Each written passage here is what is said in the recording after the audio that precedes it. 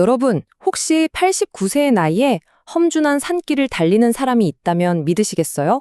오늘 이야기는요, 바로 그 주인공, 밥 헤이즈 씨에 대한 겁니다. 한계를 거부하고 삶의 모든 순간을 정말 뜨거운 열정으로 채우는 아주 놀라운 여정을 따라가 볼 거예요. 밥 헤이즈 씨는 이렇게 말합니다. 달리기를 멈추면 내 인생도 끝이라는 걸 알아요. 와, 이 한마디에 그의 모든 것이 담겨 있는 것 같지 않나요? 그에게 달리기는 그냥 운동이 아니에요. 말 그대로 삶 그 자체인 거죠. 네, 맞아요. 올해 나이가 89. 보통 이 나이면 활동을 줄이거나 좀 쉬엄쉬엄 하잖아요. 그런데 이분은 여전히 거친 트레일 위를 달리고 있습니다. 정말 대단하죠? 근데 더 놀라운 게 뭔지 아세요? 밥이 처음부터 선수는 아니었다는 거예요. 완전 늦깎이 주자죠. 아들들이 하도 아버지, 운동 좀 하세요 하고 성화를 부려서 60살에 그것도 글쎄 신고 있던 벌목용 장화를 그대로 신고 처음 달리기를 시작했대요. 상상이 가시나요? 아니, 어떻게 평범한 벌목꾼이 그런 전설적인 장거리 주자가 될 수 있었을까요? 자, 지금부터 그의 아주 특별한 여정, 그 첫걸음부터 한번 따라가 보겠습니다. 그의 인생을 보면 정말 입이 떡 벌어집니다. 환갑의 나이에 달리기를 시작해서 2000년대 후반부터는 매년 30개가 넘는 경기에 출전하는 말 그대로 살아있는 전설이 된 거죠. 그리고 지금도 여전히 달리고 있고요. 자, 이제부터는 밥의 이야기에서 가장 개인적이고 또 가슴 뭉클한 부분으로 들어가 보려고 합니다. 바로 알츠하이머병을 앓던 아내와 함께 달렸던 그 시간들에 대한 이야기예요. 그는 알츠하이머를 앓던 아내와 함께 비콘 레이스에 참가했습니다. 달리기가 그 엄청난 역경 속에서도 부부가 함께 할 수 있었던 소중한 활동이었던 거죠. 밥의 말을 직접 들어보면 그 상황이 더 생생하게 느껴집니다. 어찌나 순식간에 넘어지던지 한 번은 트레일에서 거의 강으로 떨어질 뻔한 걸 내가 바지춤을 잡아채서 구했죠. 아내의 손을 꼭 잡고 강가로 떨어지지 않게 붙잡아야 했던 그 순간들. 이 한마디에서 그들의 마지막 레이스가 얼마나 위태롭고 또 동시에 얼마나 깊은 사랑으로 가득했는지 고스란히 느껴지는 것 같아요. 그리고 8개월 동안은요, 밥이 아내의 유일한 간병인이었습니다. 정말 오롯이 혼자서 아내를 돌봤다고 해요. 밥을 먹이고 씻기고 밤새 곁을 지키면서 정말 완벽한 헌신을 보여준 거죠. 아내와의 마지막 순간에 대해 밥은 이렇게 회상합니다. 밤에 아내가 작게 우는 듯한 소리를 내는 걸 들었어요.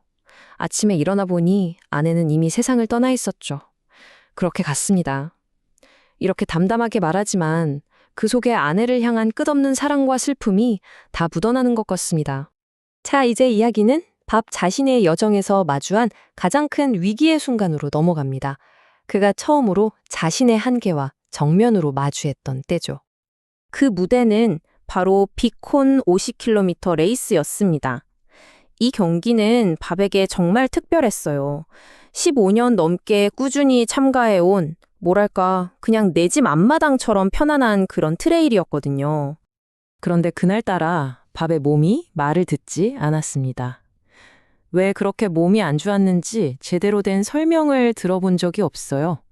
그저 완전히 기진맥진한 느낌이었습니다.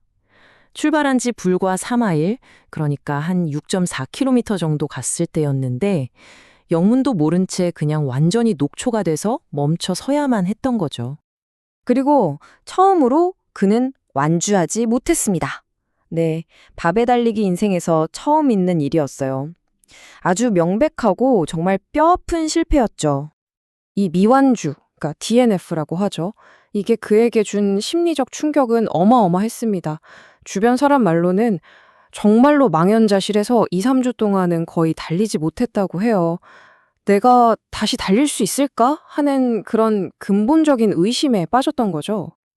자, 이제 마지막 장입니다.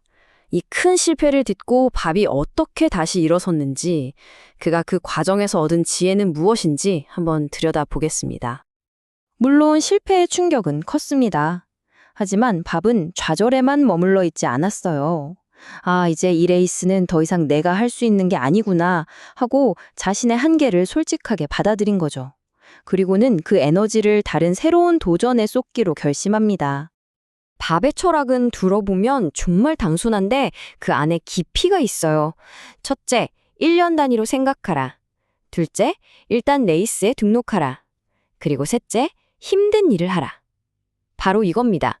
매년을 소중히 여기고 도전을 망설이지 말고 기꺼이 어려운 일을 선택하는 것. 이게 바로 그가 여전히 활기차게 사는 비결인 셈이죠. 저는 이제 쉬운 일을 할 필요가 없는 나이입니다. 몸 상태를 유지하려면 힘든 일을 해야 하죠. 와, 도전을 기꺼이 받아들이는 그의 핵심 신념이 이 한마디에 다 담겨 있네요. 듣기만 해도 막 동기부여가 되지 않나요? 주변 사람들은 밥을 어떻게 볼까요? 그냥 슈퍼맨이에요. 나도 89세가 되면 저렇게 살고 싶어요. 이런 찬사들을 보면 그가 주변에 얼마나 긍정적이고 깊은 영향을 미치고 있는지 알 수 있죠. 그는 모두에게 살아있는 영감, 그 자체인 겁니다. 어떤 사람이 밥에게 물었대요. 가장 좋아하는 달리기가 뭐예요? 그러자 그는 이렇게 대답했답니다. 다음번 달리기. 정말 완벽한 대답 아닌가요? 과거에 얽매이지도 현재에 안주하지도 않고 언제나 다음 도전을 바라보는 그의 정신을 이보다 더 잘 보여줄 수는 없을 거예요. 밥의 이야기는 우리 모두에게 이런 질문을 던지는 것 같습니다. 여러분의 다음번은 무엇인가요? 꼭 거창한 도전일 필요는 없겠죠. 밥처럼 우리도 그저 다음 한 걸음을 내딛는 작은 용기 속에서 삶의 새로운 활력을 찾을 수 있지 않을까요?